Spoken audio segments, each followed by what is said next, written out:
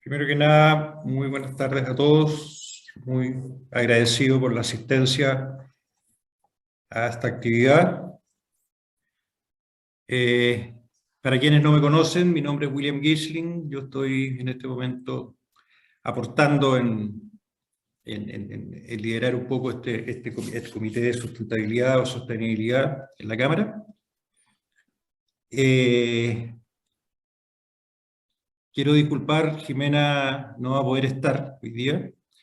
Se topó esta reunión con una actividad solicitada por el señor embajador, así que trataré de reemplazarla, van las excusas de ella.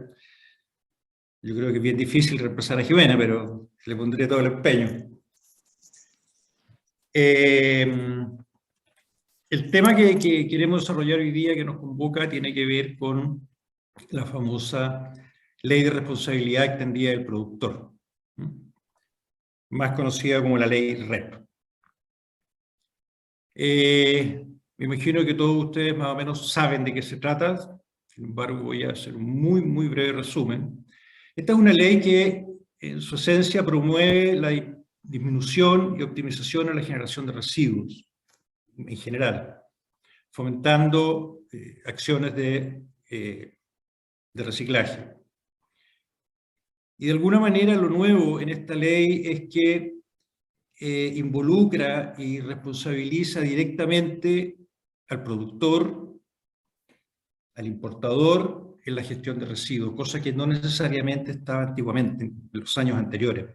Hoy día el productor de esos residuos tiene una responsabilidad directa asociada a la aplicabilidad de esta ley. Esta ley fue promulgada en mayo del año 2016 y ha generado a los productores y fabricantes, importadores, el tener que desarrollar una gestión en el manejo de estos residuos. Esta ley inicialmente identifica y ha priorizado algunos productos, 7 productos, que han sido definidos en función de sus características y su uso, y que son factibles de ser valorizados. No pretendo inmiscuirme en la presentación que van a hacer los relatores, pero tienen que ver con neumáticos, baterías, aparatos electrónicos, aceite, lubricantes, embalajes, etc. Es importante destacar que esta ley hoy día es fiscalizable, su aplicabilidad es fiscalizable por parte de la Superintendencia de Medio Ambiente, y por tal motivo también pudiese ser generadora de procesos sancionatorios y, en el peor de los casos, ojalá que no, generar sanción. No me quiero meter más en el tema porque son otros los especialistas, no soy yo. Les quiero presentar a nuestros 2 brillantes expositores hoy día. Primero va a exponer Julio Regordón. Julio es abogado de la Pontificia Universidad Católica de Valparaíso y es asociado senior del Grupo de Recursos Naturales y Medio Ambiente del Estudio Ikeri. Julio se va a referir principalmente a los aspectos jurídicos y legales asociados a esta ley y a su operatividad, sus alcances legales, ¿ya? Y respecto principalmente también de la constitución de los sistemas de gestión. Y enseguida va a exponer Marco Segal, Marco con una amplísima experiencia en el tema, él es PhD en química, a su vez es presidente del Comité de Economía Circular de la Asociación de Industriales de Plástico. La presentación de Marco va a estar centrada esencialmente en mostrar en forma práctica y en forma concreta, ¿ya?, la creación de un sistema de gestión que debieran de alguna manera implementar o cumplir las empresas. Cómo funciona la metodología de monitoreo que ha implementado el Ministerio de Medio Ambiente. Entonces, por un lado vamos a tener la visión conceptual legal y por otro lado vamos a tener una presentación sobre su práctica y su implementación. Las presentaciones van a durar aproximadamente 20 minutos cada una. Una vez terminada la de Marcos, vamos a dejar un espacio aproximadamente de 10-15 minutos para todas las preguntas que ustedes quieran realizar. Para las preguntas que las va a ir dirigiendo Nicolás Cuevas, hay abajo de la pantalla que ustedes tienen una opción de Q&A, o bien también levantar la mano y se les va a dar la opción de preguntar y obviamente responder. Lo otro, esta presentación, esto queda grabado. Cualquiera de ustedes que quiera, que requiera, perdón, tener o contar con esta presentación, ya sea para difundirla internamente o para revisarla, la tienen que solicitar a la Cámara y va a estar al alcance y disponibilidad absolutamente de todos. Sin latearlos más, quiero dejar con ustedes a Julio Recordón, que va a hacer la primera presentación abordando su tema del cual les acabo de mencionar. Julio, todo suyo. Muchas gracias, William. Muy buenas tardes a toda la audiencia. Gracias, William, por la presentación, por la introducción. Efectivamente, como tú mencionas, la presentación que voy a empezar a exponer a continuación, voy a compartir la pantalla, pretende abordar los aspectos jurídicos básicos vinculados con la ley REP. Después de ello, Marcos entrará en un detalle más completo respecto de la implementación de los distintos sistemas de gestión para específicamente los envases y embalajes. Las consideraciones básicas a que me quiero referir son los principales aspectos regulados, las novedades que implica la dictación de esta ley. Y para estos efectos me gustaría referirme brevemente a los orígenes de esta regulación. Por allá por el año 2009, 2008, 2010, cuando estaba en discusión el modelo regulatorio que se quería implementar para efectos de hacerse cargo de la gestión de residuos, estábamos ante un problema que existe hoy todavía, por cierto, de crecientes costos ambientales, costos sociales derivados de la gestión de residuos, y de elevados costos también económicos asociados a su gestión, muchas veces asumidos por municipalidades. Chile, como parte del convenio de Basilea, como parte de sus obligaciones constitucionales y legales, está en búsqueda de una regulación óptima para hacerse cargo de estas problemáticas. Y en esas discusiones, en el fondo para hacerse cargo, para tener una ley marco de residuos, surgió una propuesta de regulación vinculada con la responsabilidad extendida del productor, un modelo de gestión de residuos que, como se muestra ahí en el mapa, en las zonas destacadas en verde oscuro, ya tenía aplicación en otros países, países como Estados Unidos, Canadá, gran parte de Europa, Australia también, cuentan con modelos de responsabilidad extendida del productor, que consisten básicamente en que el productor de un determinado producto es quien tiene que hacerse cargo de su recolección y de su valorización una vez que termina su vida útil, una vez que se genera un residuo derivado de este producto. Entonces, esta idea, este modelo de responsabilidad extendida del productor, fue el escogido finalmente por el regulador para hacerse cargo de esta problemática, para implementar un sistema de gestión de residuos. Y el año 2013 se presentó como proyecto de ley al Congreso y terminó aprobándose el año 2016, a principios de junio, hace ya 6 años, la ley marco para la gestión de residuos, la responsabilidad extendida del productor y fomento al reciclaje, la que llamamos normalmente como ley REP. La ley REP está basada en ciertos principios ciertos principios básicos que están declarados en la misma ley. Uno de ellos es el principio contaminador-pagador, o de quien contamina paga, que consiste básicamente en que el generador del residuo es el responsable de ese residuo generado por el producto y de internalizar los costos asociados a su recolección y a su valorización.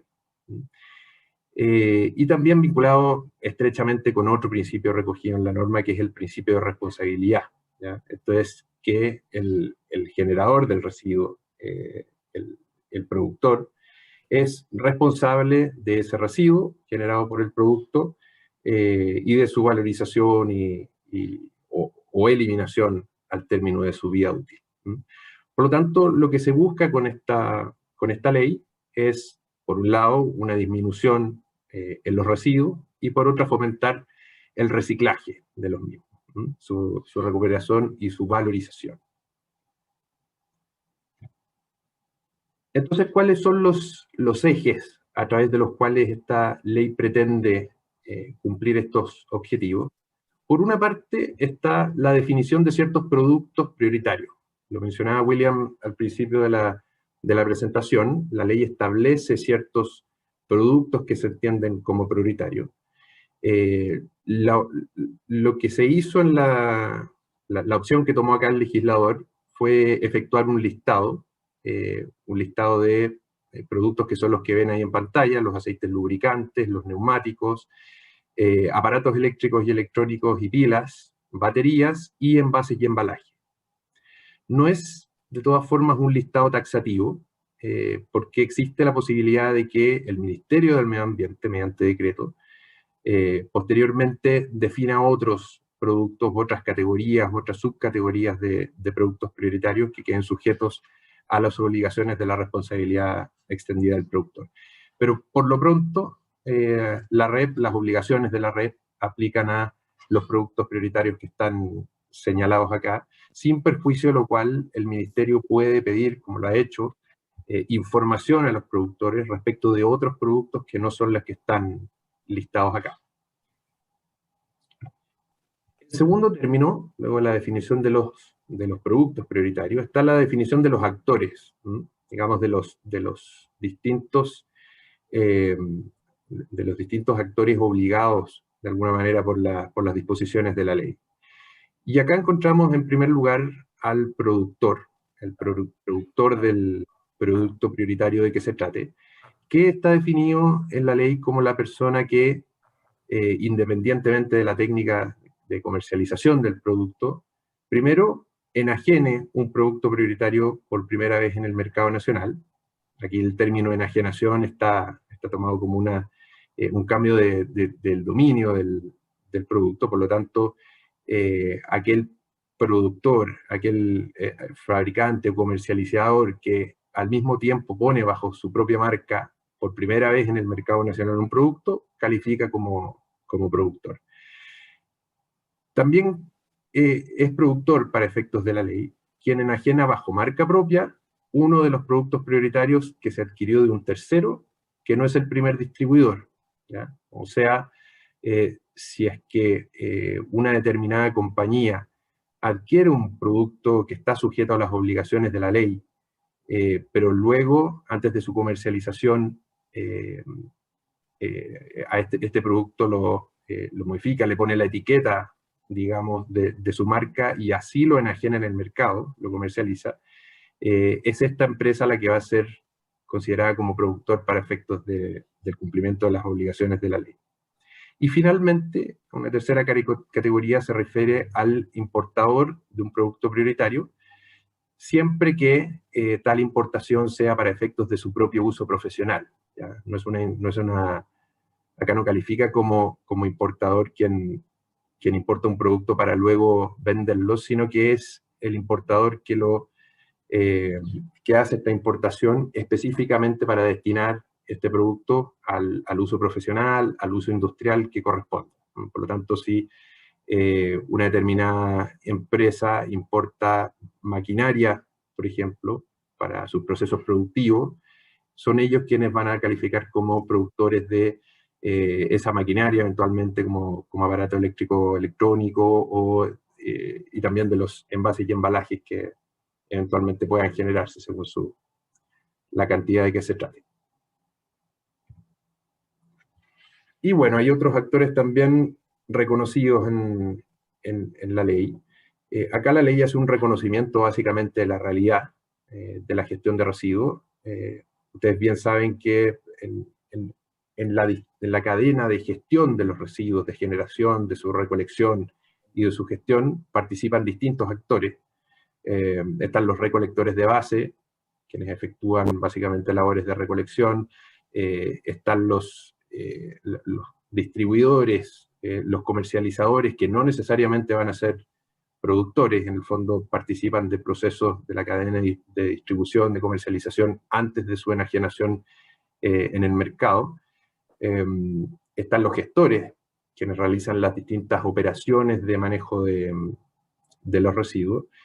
Y por supuesto los generadores, los consumidores industriales, las municipalidades también, que cumplen un rol importante en la gestión de residuos. Todos ellos están reconocidos como actores, se establecen roles específicos en la ley RED, sin perjuicio de que obviamente es el productor quien tiene la carga más pesada en el sentido de, como mencionamos antes, hacerse cargo de la gestión y financiación de la recolección y valorización de los residuos.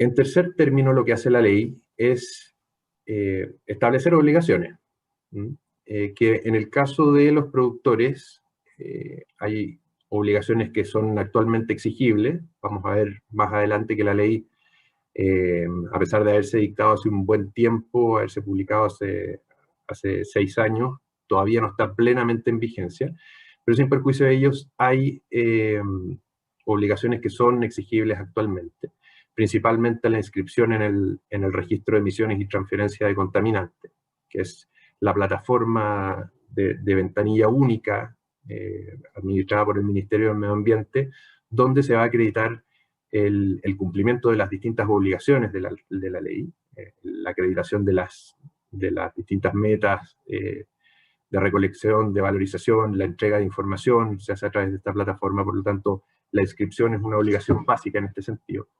Y por otra parte, el reporte de información. Existe la obligación de reportar anualmente al Ministerio ciertos parámetros vinculados con la generación de residuos, con los productos prioritarios que se colocan en el mercado por cada uno de las empresas que califican como productores. Hay requerimientos de información del Ministerio y eso también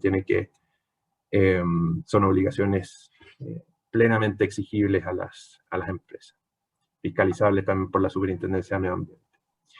Y hay obligaciones, por otra parte, que todavía no entran en vigencia, que todavía no son exigibles, pero que lo van a hacer en el corto plazo.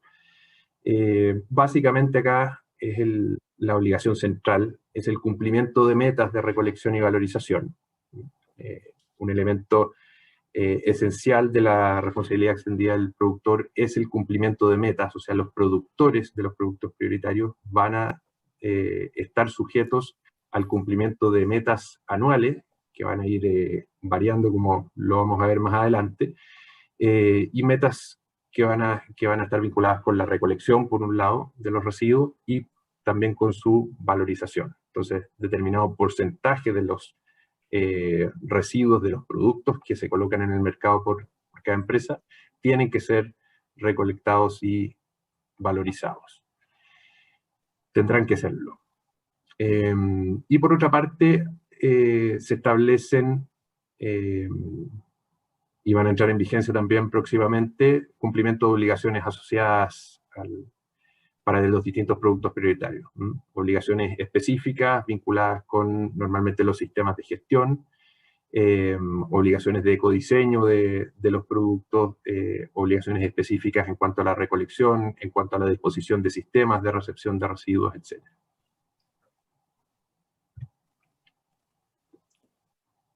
En cuarto término, otro de los hitos de esta ley que establece para su operatividad son los llamados sistemas de gestión, ¿ya? Los productores van a tener la opción de cumplir sus obligaciones en el marco de la ley REP a través de un sistema de gestión individual, o sea, individualmente por cada una de las compañías, o bien agrupados en un sistema de gestión colectivo. Los sistemas de gestión individuales y los colectivos tienen algunos elementos en común. En ambos casos se va a tener que presentar ante el Ministerio del Medio Ambiente para su aprobación un plan de gestión que establezca las distintas características del funcionamiento de este sistema de gestión de residuos. Van a tener que celebrar convenios con los distintos actores, los gestores encargados de la valorización de los residuos, y van a mantener sus obligaciones de reporte para acreditar el cumplimiento de sus obligaciones. Pero hay ciertas particularidades que tienen los sistemas de gestión colectivos. Evidentemente los sistemas de gestión colectivos son una novedad importante en este sentido. Pueden generar economías de escala significativas para el cumplimiento de estas obligaciones por parte de las empresas. Por lo tanto, tienen ciertas particularidades, y es que va a tener que constituirse una persona jurídica distinta de cada una de las compañías. O sea, el sistema de gestión es una persona jurídica con ciertas limitaciones que están establecidas por ley. Tiene que tratarse de una persona jurídica con el objetivo único de efectuar la gestión de residuos para efectos del cumplimiento de las metas y obligaciones de la ley REP. Tiene que ser además una persona jurídica que no distribuya utilidades entre sus miembros, y tiene que tener estatutos que incluyan disposiciones de resguardo de la libre competencia. Sobre este último punto, este es un punto clave en la ley REP. Evidentemente, en los sistemas de gestión existirá colaboración entre distintos competidores para efecto del cumplimiento de las metas de recolección y valorización. Por lo tanto, también hay riesgos desde este punto de vista, desde el punto de vista de la libre competencia. El riesgo más importante, por supuesto, es el de colusión. O sea, es posible que dentro de un sistema de gestión se den acuerdos de colaboración anticompetitivos que pueden darse dentro del sistema, por ejemplo, elevando precios para cumplir con las obligaciones de la ley, o eventualmente también fuera a través de prácticas que impliquen un boicot, por ejemplo, a empresas que estén fuera del sistema de gestión. Va a haber un intercambio de información comercial sensible también, que eso también podría generar eventualmente una afectación a la libre competencia, por lo cual es clave en el fondo que existan limitaciones y que la información que tengan que entregar las compañías sea la estrictamente necesaria para dar cumplimiento a las obligaciones de la ley. Pueden darse prácticas exclusorias también, o sea, pueden eventualmente, como se generan economías de escala significativas en los sistemas de gestión colectivo, podría llegarse eventualmente a excluir a algún participante para que tenga que elevar sus costos de producción y por lo tanto generar de esa forma una vulneración a prácticas de anticompetencia. Y también, como los sistemas de gestión implican, por la experiencia comparada, mercados monopólicos o oligopólicos, en general pocos los sistemas de gestión respecto a cada uno de los productos prioritarios, puede darse también prácticas vinculadas con abuso, una posición dominante de aquellos sistemas de gestión respecto de empresas que funcionan a través de un sistema individual. Por lo tanto, es esencial el resguardo de la libre competencia para hacer frente a estos riesgos. Y la libre competencia es uno de los principios fundamentales que están consagrados en la ley. Se establece que en ningún caso los sistemas de gestión pueden atentar contra la libre competencia. Y para estos efectos, las distintas reglas de funcionamiento de los sistemas de gestión tienen que ser sometidas previamente al análisis del Tribunal de Defensa de la Libre Competencia. Se requiere un informe favorable del Tribunal de Defensa de la Libre Competencia, lo que hace dificultoso, obviamente, el procedimiento de constitución de un sistema de gestión colectivo. pero que en el fondo apuntan a estos resguardos a este resguardo de las prácticas de libre competencia y evitar que estos riesgos que veíamos antes se materialicen. Bueno, en cuanto a la vigencia de la ley, como les mencionaba anteriormente, la ley se publicó hace 6 años atrás, el año 2016, y comenzó una vigencia parcial. Hay obligaciones, como mencionamos anteriormente, que están vigentes desde la dictación de la ley, pero su vigencia completa, su total operatividad, está sujeta a la dictación de distintos reglamentos, ¿ya? Entre ellos un reglamento que apuntaba a establecer el procedimiento para dictar cada uno de los decretos supremos que establecen metas y obligaciones para cada uno de los productos prioritarios. Por lo tanto, hay una serie de actos administrativos de decretos que son los que van a darle plena operatividad a esta ley. Actualmente, bueno, el reglamento procedimental se dictó hace un buen tiempo y siguiendo ese procedimiento, que es un procedimiento que involucra etapas de análisis, de estudio, de publicación de anteproyecto, de consulta pública, etc., se han publicado ya 2 decretos específicos para ciertos productos prioritarios. Es el caso del producto prioritario neumáticos. El decreto supremo respectivo se publicó en enero del año 2021, y para envases y embalajes se publicó en marzo del 2021 el decreto 12, que establece las metas y obligaciones respectivas.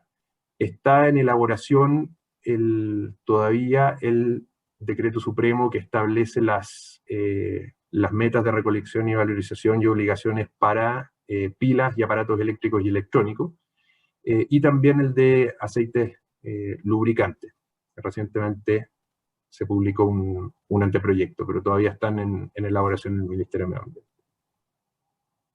Por lo tanto, una vez que estos decretos estén todos dictados, comenzará una operatividad ya más plena de la ley. Y en el caso específico de los neumáticos y los envases y embalajes, que ya cuentan con el decreto respectivo, ya se conocen las metas y obligaciones que se van a tener que cumplir.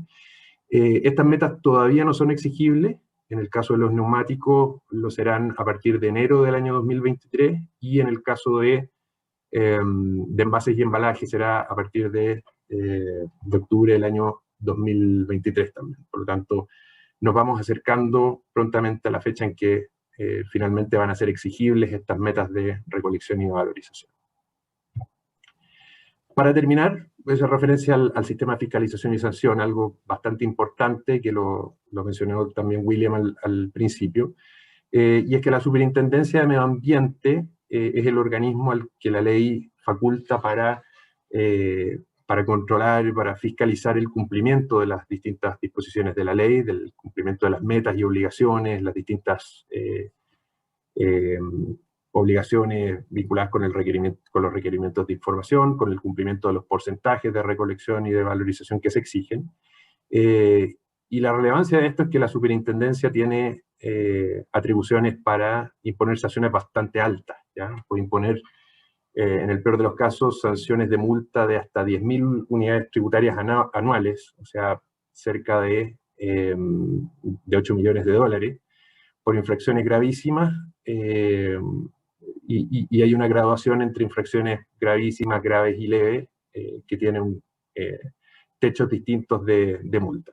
Las infracciones gravísimas tienen una multa máxima de 10.000 UTA, las infracciones graves, multa de 5.000 UTA, y las infracciones leves, multas de hasta 1.000 UTA, que no dejan de ser montos bastante altos. Por lo tanto, es importante, obviamente, el cumplimiento que den las empresas a esta regulación. El monto de las sanciones, obviamente, el que les muestro ahí son los topes legales. Las multas específicas las determina la Superintendencia de Medio Ambiente considerando distintos factores, tales como la capacidad económica del infractor, la eventual intencionalidad en el incumplimiento, etc.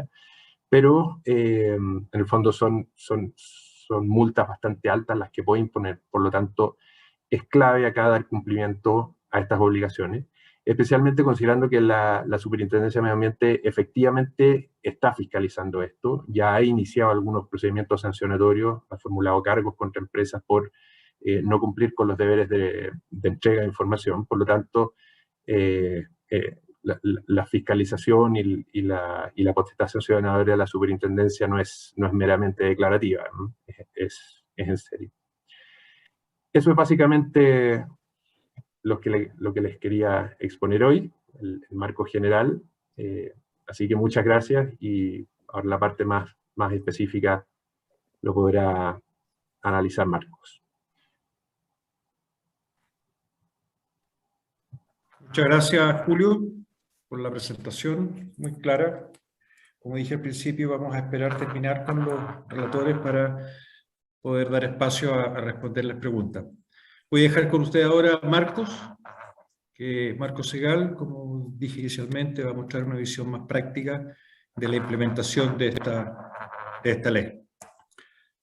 Vamos, Marcos. Okay. Muy buenas tardes, gracias por la invitación a OSCHAM para permitir mostrarles cómo va a operar la ley en el ámbito no domiciliario, ámbito industrial. La ley habla de ámbito no domiciliario para referirse a las industrias. Mi presentación es más bien práctica, voy a abordar algunos temas de orden general y después mostrarles cómo funciona la ley, mejor dicho, el Decreto Supremo para Envases y Embalajes, específicamente en la parte no domiciliaria, y cómo funciona el sistema de monitoring, que es lo que la autoridad eligió como modelo para cumplir las metas acá en Chile. Entonces, voy a compartir ahora. Entonces, tres definiciones que son muy importantes para la ley REP, en el caso de envases y embalajes. Entonces, primero, ¿quién está obligado? La ley habla de un productor, pero el productor no necesariamente es aquella empresa que produce algo, sino es aquella empresa que comercializa, como dijo Julio, que enajena un producto envasado por primera vez en el mercado nacional. Había una pregunta en el chat y creo que ya con eso comienzo a responder la primera pregunta. O sea, una empresa que vende un producto envasado o embalado, ¿cierto? Se habla en la ley también de bases primarios, secundarios y terciarios para referirse a los embalajes, que coloca entonces un producto envasado, embalado en el mercado nacional por primera vez. Esa es la empresa que está obligada y se le llama a un productor. También los que venden bajo marca propia, eso en las empresas industriales generalmente no es el caso. Y por último, las aquellas que importan un producto envasado y la ley habla para su propio uso profesional. Es un término un poco raro, lo que quiere decir es que usan ese producto como una materia prima o porque importaron una maquinaria, ¿cierto? Y se deshacen de ese envase o embalaje en este caso y usan lo que está dentro. Voy a referir a esto un poco más tarde. La segunda figura muy importante para cumplir la ley en el ámbito no domiciliario habla del consumidor industrial, que es aquella industria, fábrica o negocio, establecimiento, de acuerdo a la OCU, a la Ordenanza General de Urbanismo, que genera entonces esta fábrica o negocio que genera residuos en forma interna. O sea, aquella empresa que compra un producto, adquiere un producto nacional, voy a referir primero así, un producto nacional, y lo desembala, lo desenvasa, usa lo que está dentro, lo consume, la ley habla de consumidor porque lo asemeja a un consumidor domiciliario, consume lo que está dentro, lo usa y genera un residuo de envase. Y esta figura legal, digamos, el consumidor industrial tiene un rol muy importante para el cumplimiento de la ley, porque básicamente los residuos de envase que la ley quiere y el decreto quiere que se reciclen que no se generen, están básicamente en los patios traseros de las empresas que consumieron, ¿cierto?, lo que estaba adentro. Eso es un consumidor industrial. Y por último, ¿cierto?, un sistema de gestión es un mal término, en verdad, que a mí no me gusta, porque en verdad el sistema de gestión en las empresas se refieren a los sistemas ISO 9000, 14000, 45000 sistemas de management, pero es el título que quedó en la ley. Se asemeja un poco en España, los llaman sistema integrado de gestión. El sistema de gestión es nada más que el vehículo legal a partir del cual los productores le dan cumplimiento a la obligación establecida, ¿cierto?, en el marco de la ley REP. Entonces tenemos el productor, que es el comercializador, o que importa para su uso profesional, por uso propio, el consumidor industrial, aquel que recibe un producto embalado, use lo que está dentro y genere un residuo de envase. Y por último, el sistema de gestión, que es este vehículo legal. Entonces, tenemos estos dos actores que son muy importantes, los productores, que son las empresas, y el sistema de gestión, que es este vehículo legal. ¿Cuáles son las obligaciones de la empresa? Básicamente, las empresas tienen 3 obligaciones, nada más. Y para las empresas es muy fácil cumplir con la ley. Y al tiro les digo a las empresas que están presentes que esto parece muy complejo, es complejo entenderlo, pero para la empresa es muy fácil cumplir con la ley. Básicamente lo que tiene que hacer es afiliarse a un sistema de gestión, no domiciliario en este caso, informar la cantidad de envase y embalaje que están colocando en el mercado, lo que llaman el POM, el Put on the Market, y pagar la tarifa anual al sistema de gestión, a este vehículo legal, que es básicamente la multiplicación de la ecotasa, esto lo van a entender un poquito más tarde, por el POM, que es, dije ya, la cantidad de envase colocado en el mercado. O sea, básicamente con eso las empresas cumplen su obligación para efecto de la ley 2920 y para efecto del decreto supremo 12 del 2020. Afiliarse, informar la cantidad de envases y pagar la tarifa anual. Punto, no tiene que hacer nada más. Después el sistema de gestión, la corporación que se está formando, en este caso ProRed, tiene que dar cumplimiento en nombre y por cuenta de los productores, sus socios, ¿cierto? Tienen que cumplir con las metas, ya vamos a entrar más en detalles sobre eso, tiene que presentar un plan de gestión, y por último, ¿cierto? A través del monitoreo, cómo estos productos prioritarios, en este caso, los envases y embalajes están siendo valorizados, reciclados mecánicamente, de acuerdo a la ley, tiene que monitorear aquello y entregar por último un informe de cumplimiento al Ministerio del Medio Ambiente una vez al año. Vamos a entrar un poquito más en detalle en esto.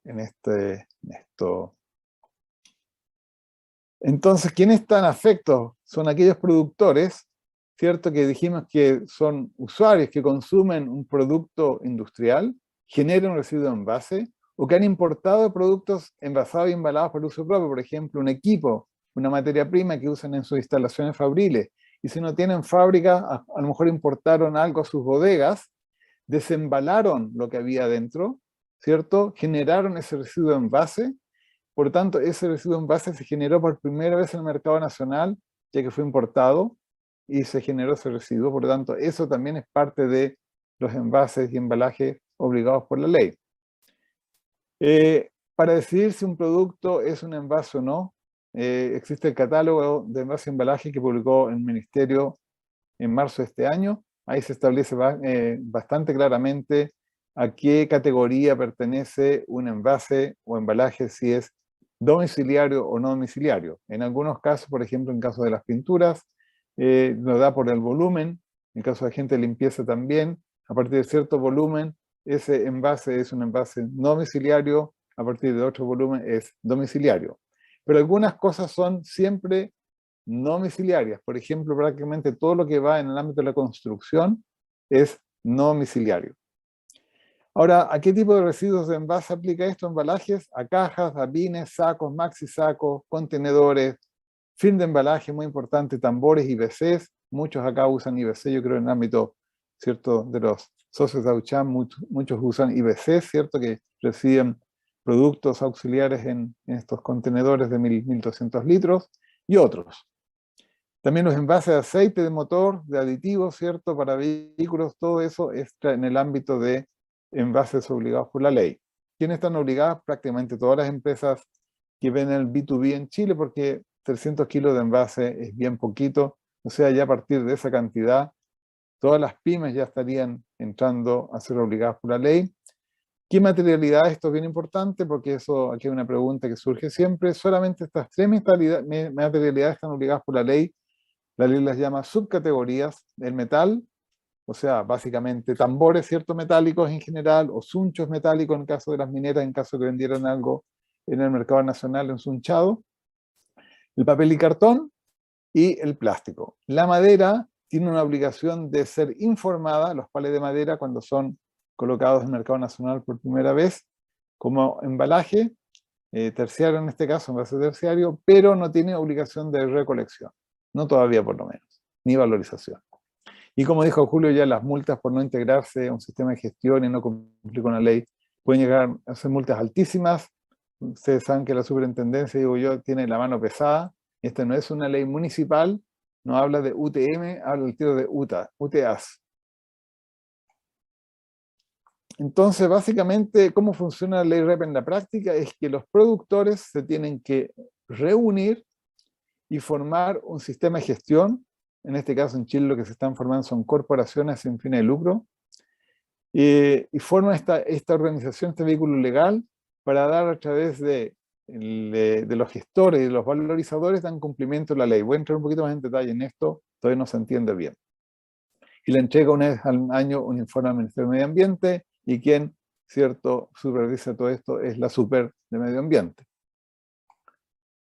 Entonces, el sistema de gestión es básicamente, esto es bien importante, una organización colectiva, en nuestro caso en Chile solamente colectivas, nadie nos ha tratado de hacer una no colectiva, una individual, perdón, porque es muy difícil, es muy costoso, no tiene ni una ventaja básicamente, así que hasta ahora no hemos escuchado de nadie que esté haciendo un sistema de gestión individual.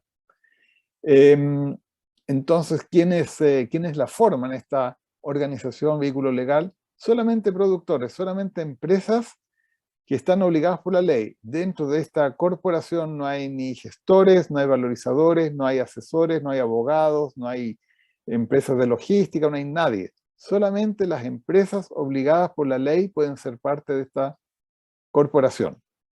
Ya dije que una organización colectiva con más de 20 empresas no relacionadas. Tiene que ser muy transparente y, de acuerdo a la libre competencia, las reglas de entrada, los estatutos de entrada y salida tienen que ser muy transparentes, muy fáciles para una empresa entrar y salir.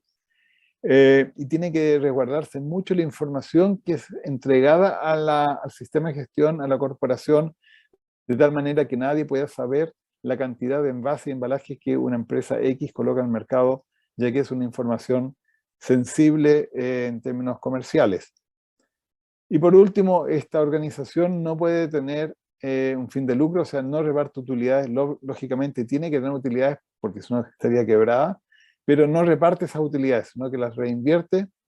Yo acostumbro a decirse que quizás no es estrictamente exacto en términos legales, pero un sistema de gestión en la ley REP es como una mutual de envases, tal como existe en la mutual de seguridad, donde ustedes tienen que informar, siempre hay que estar afiliado en Chile a una mutual de seguridad, uno no puede no estar afiliado, aunque trata a sus trabajadores muy bien y los trata en la mejor clínica del país, igual tiene que estar afiliado a una mutual de seguridad.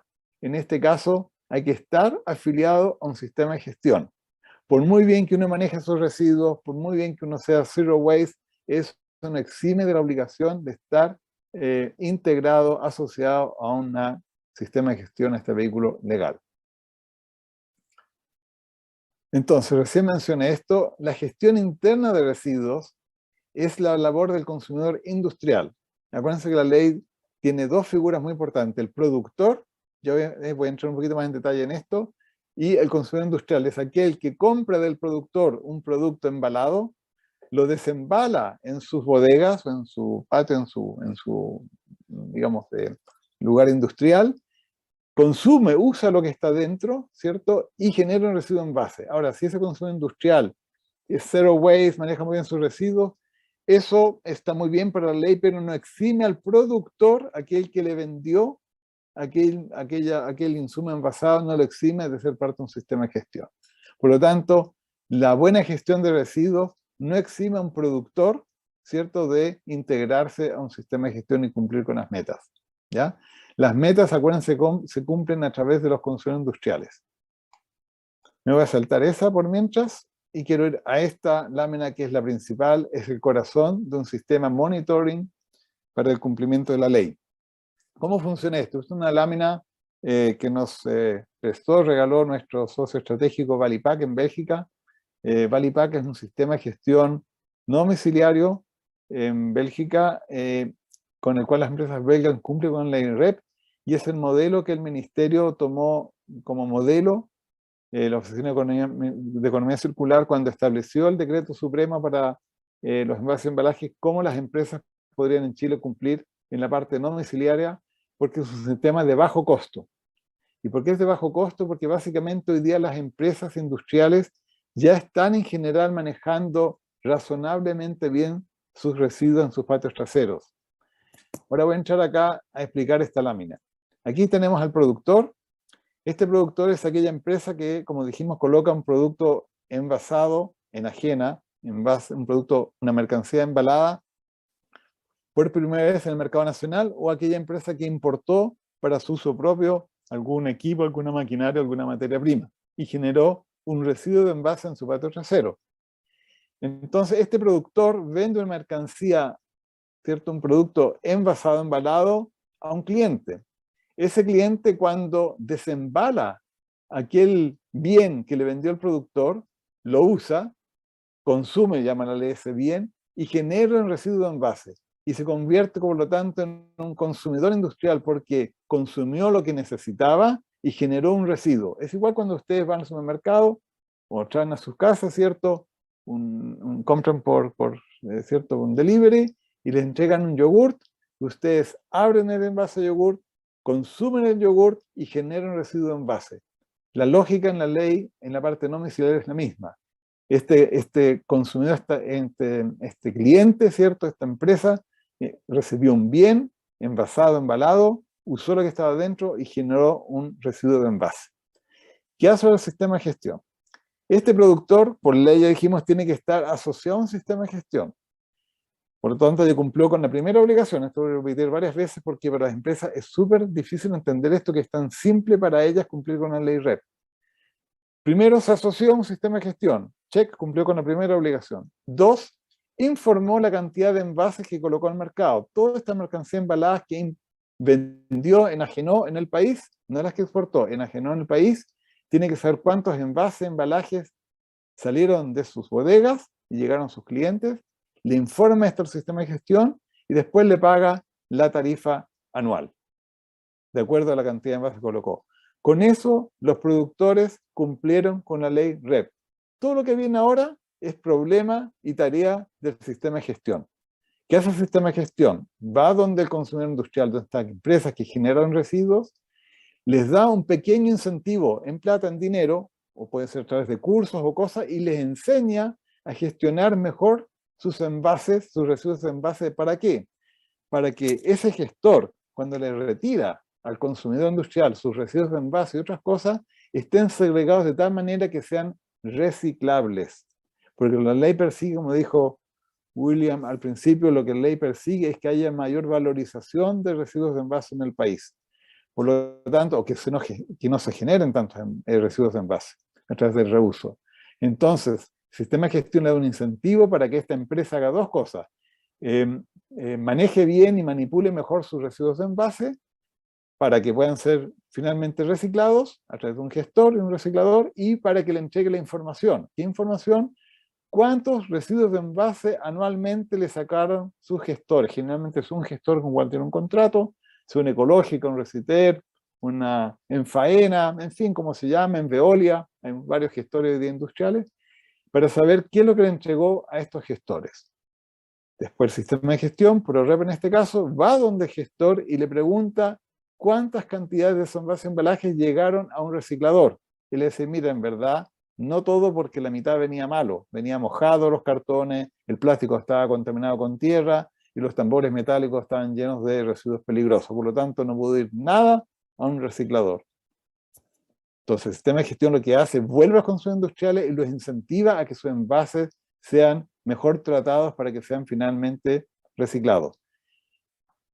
El sistema de gestión le da un incentivo monetario al gestor para que le entregue la información C, que es el double check. ¿Cuál es el double check aquí?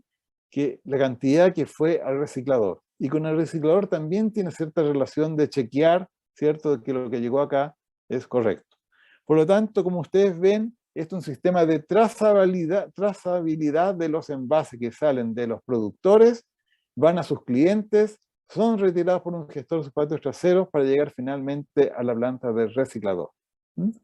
Una vez al año, el sistema de gestión reúne, compila esta información, la maneja de tal manera que puede mostrarle al Ministerio del Medio Ambiente que sus productores cumplieron con las metas. ¿Cuáles son las metas? Estas son las metas. Las metas no domiciliares están acá, el próximo año hay que cumplir con un 13% de valorización de plástico, casi un 50% de papel y cartón y un 23% de envases metálicos. ¿Cómo se cumple con esta meta? Ya lo dije. Voy para atrás y bueno, esta meta va creciente, es creciente, ya en 2-3 años empieza a ponerse bastante desafiante en todos los ámbitos.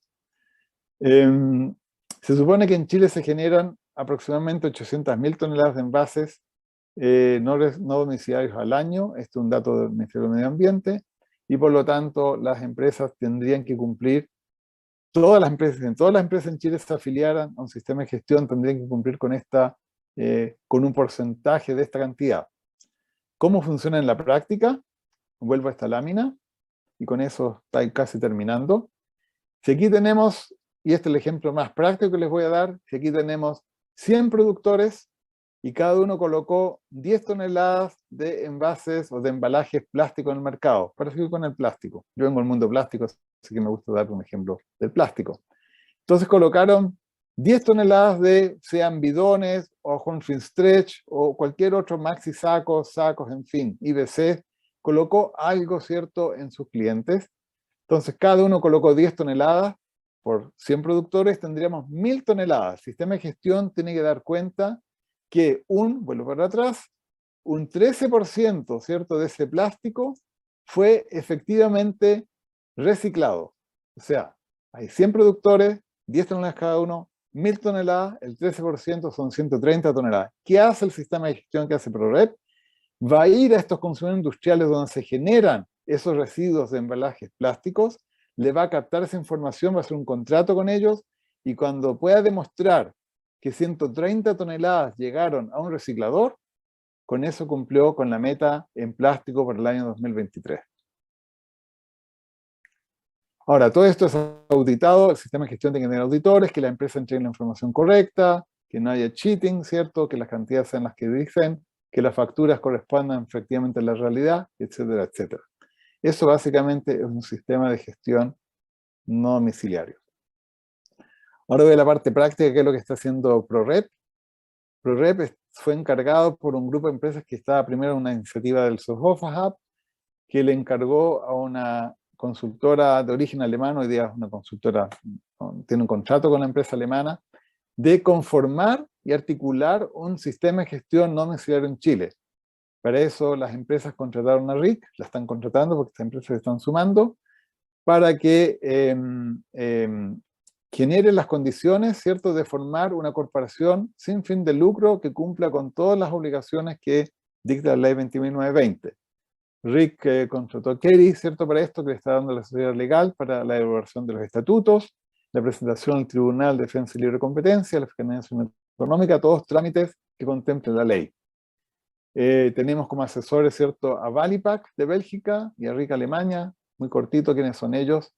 Valipack, básicamente Valipack es un sistema de gestión industrial belga, muy grande, existe hace 25 años, tiene 7.000 empresas socias. Chile debería llegar a lo mismo algún día, después de 25 años por lo menos, somos optimistas, donde ya reciclan el 88% de los envases no domiciliarios. Un gran logro. En Chile, como vimos, estamos recién en los plásticos, estamos en un 15%, papel y cartón estamos mejor, estamos en un 80%, y metal estamos en un 20 y tantos por ciento.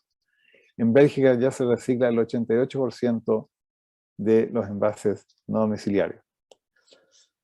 ¿Cuál es la hoja de ruta? Y acá un detalle bien importante. Bueno, esto ya se mencionó, ¿cierto? El 16 de septiembre, a partir de atrás para adelante, el 16 de septiembre de 2023, parte ya el cumplimiento de metas.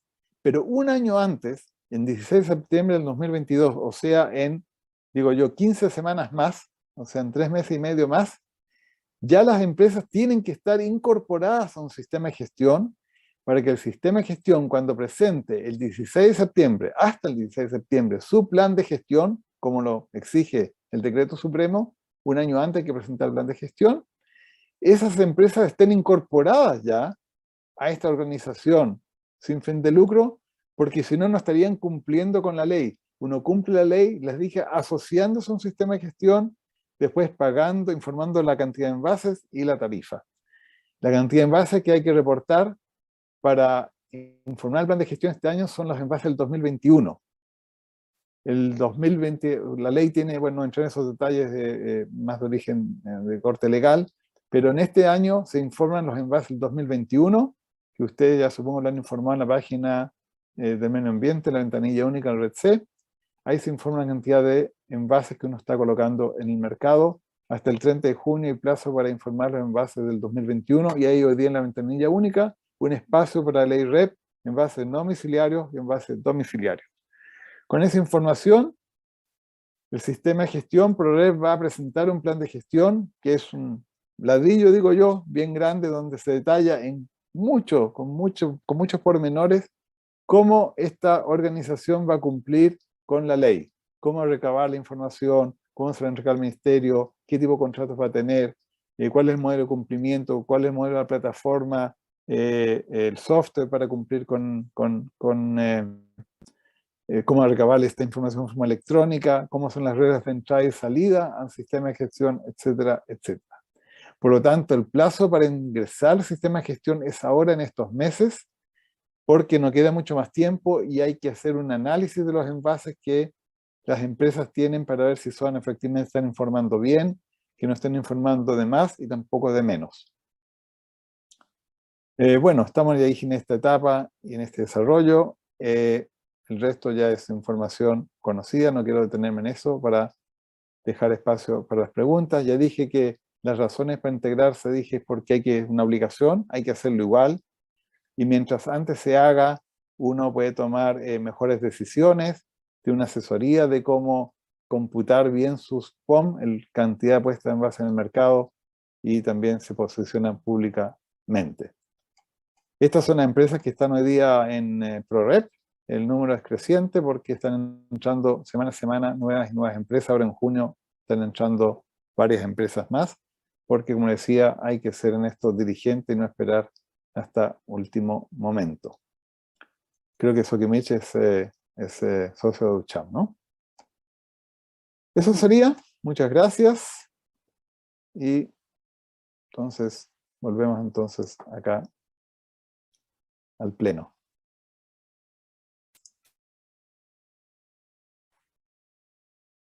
Muchas gracias, Marco.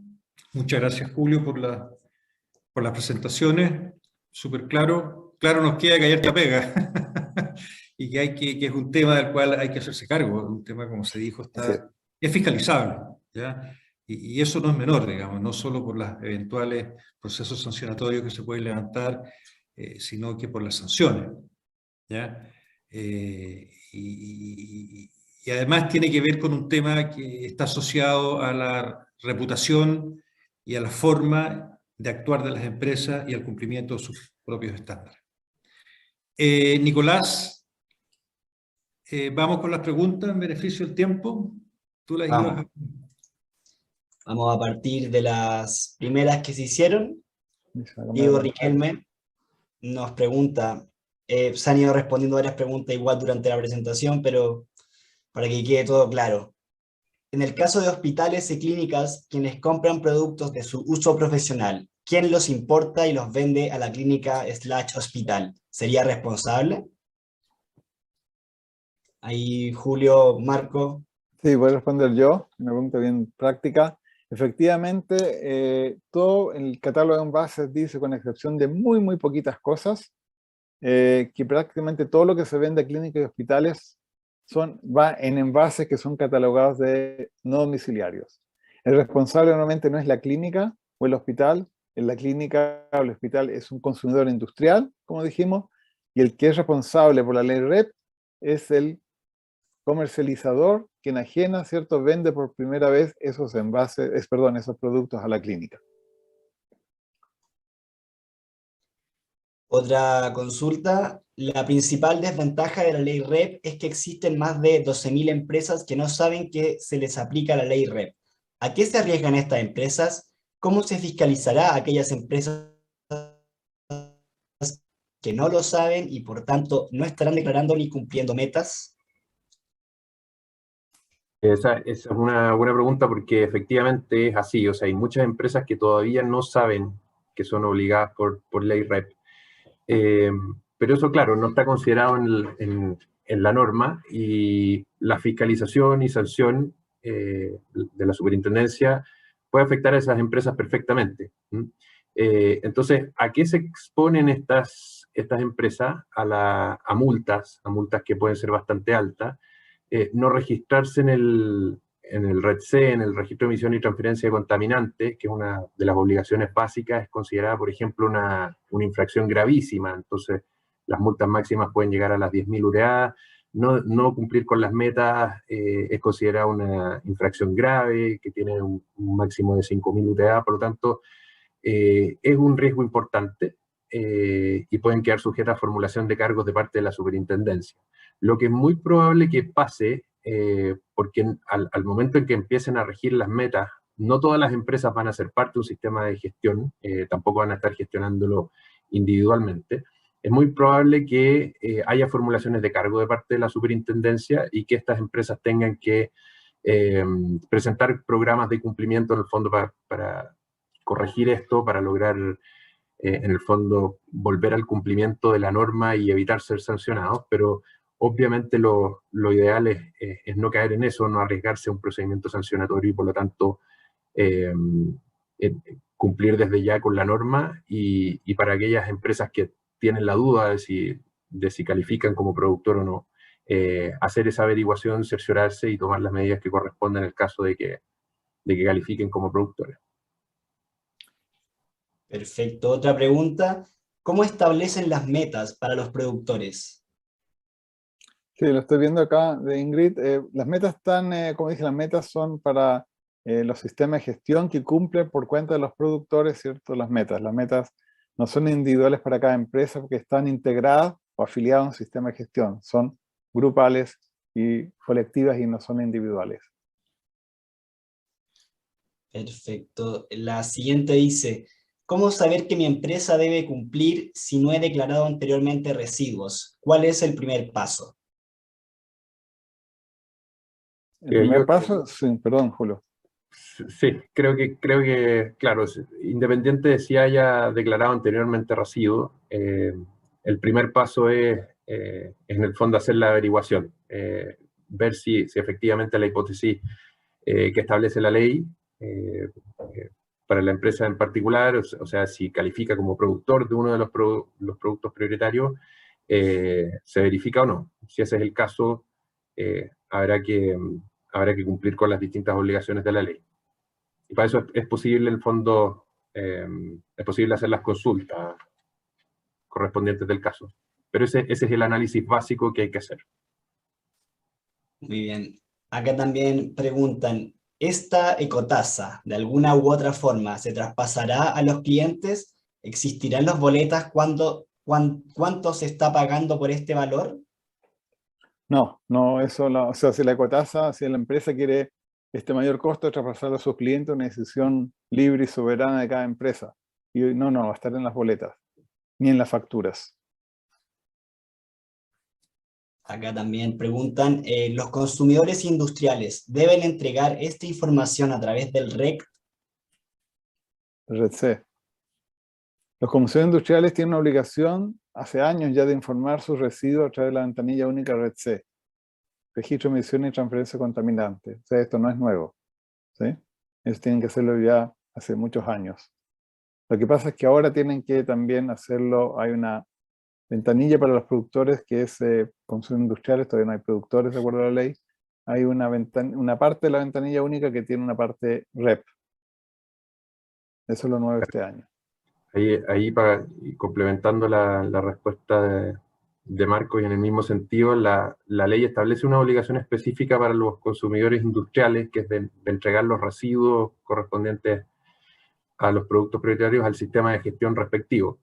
Y también tienen la posibilidad de valorizarlo directamente ellos o a través de un gestor reautorizado, y en ese caso también es necesario que entreguen esa información a través del REDC. Siguiente pregunta. Una empresa que compra cartones para envasar sus productos de leche, entre paréntesis Tetra Pak, y ponerlos en el mercado, ¿se debe hacer responsable del producto, pero los cartones son responsabilidad del proveedor que se las vendió? No sé si entendí bien la pregunta, pero básicamente acuérdate que siempre el que vende el producto envasado es responsable. Aquella empresa lechera, ¿cierto?, que compró cartones vacíos, ¿cierto?, llamados Tetra Pak, cartones, envases de cartón, como se dice, vacíos, ¿cierto?, compró un embalaje y los llenó con leche o con otro producto y los colocó, los enajenó, los vendió en el mercado nacional, es responsable, ¿cierto?, a través de integrarse en un sistema de gestión, indirectamente, ¿cierto?, de la valorización de esos envases de cartón. Pero no directamente. Siempre trae un sistema de gestión. Muy bien. Y la última pregunta. ¿En la empresa ProRep pueden entrar los consumidores industriales o todavía no es posible? No, como dije, los únicos que integran un sistema de gestión son los productores. Los consumidores industriales no integran los sistemas de gestión, solamente los que están obligados por la ley, que son los productores. Lo que pasa es que muchos productores son a la vez también consumidores industriales, porque muchas empresas no solamente venden productos envasados, embalados, sino que también reciben productos, ¿cierto? Importan, reciben y generan residuos de envase en sus patios traseros. Y por lo tanto tienen un doble rol, como productor y como consumidor. Pero para efectos de la ley, lo que entran a un sistema de gestión son exclusivamente productores. Muchas gracias, Julio y Marcos, por sus respuestas. Gracias, Nicolás. Oye, yo tengo dos preguntas bien cortitas. No sé, creo que para Julio. Respecto a la identificación de los 7 productos actuales como prioritarios, ¿existe la posibilidad de que eso sea modificado y sea ampliado? Y segundo, respecto a las sanciones de la superintendencia, ¿los criterios que aplican son los que están en la LOSMA, en la Ley Orgánica de la Superintendencia de Medio Ambiente? Específicamente respecto a las faltas gravísimas, ¿pudiese darse el caso de que más allá de una sanción económica pudiesen revocar una resolución de calificación ambiental? Respecto de lo primero, respecto de los productos prioritarios, el listado que está en la ley no es taxativo, o sea, en principio son esos los productos que están sujetos a las obligaciones de la red, pero podría el día de mañana la ley lo deja abierto que el ministerio establezca otros productos prioritarios, ya por lo tanto la habilitación legal para que haya decretos supremos adicionales estableciendo otros productos prioritarios o nuevas categorías, subcategorías dentro de un producto prioritario existe. Y respecto de lo segundo, acá se establecen sanciones específicas para efectos de la ley REP, por lo tanto, las circunstancias para calificar la gravedad de una infracción, lo mismo las sanciones que se pueden imponer son las que están establecidas en la ley, por lo tanto, no cabría en este caso aplicar otras sanciones como la revocación de una resolución de calificación ambiental. Ok, gracias. Bueno, en beneficio y respeto del tiempo de todos, primero que nada, 1.000.000 de gracias por la participación y quienes se conectaron. Muchas gracias a los presentadores por sus claras exposiciones. Como Comité de Sostenibilidad, la idea nuestra es tener sesiones como esta respecto a distintos temas, al menos una vez al mes. Estamos trabajando ya para la de junio y julio. En la próxima reunión del comité, que ahí se les va a avisar muy prontamente, vamos a tocar el tema de cuál es la que vendría en junio, julio, y si hay alguna en especial que los miembros del comité prefieran, podemos hacer todas las modificaciones. Así que una vez más, 1.000.000 de gracias, Julio, Marco, y a todos los asistentes, y Nicolás, por tu gran ayuda como representante de la Cámara. Muchas gracias. Nos vemos Gracias por la próximamente. invitación. Muy bien, cualquier duda a disposición. Muchas gracias.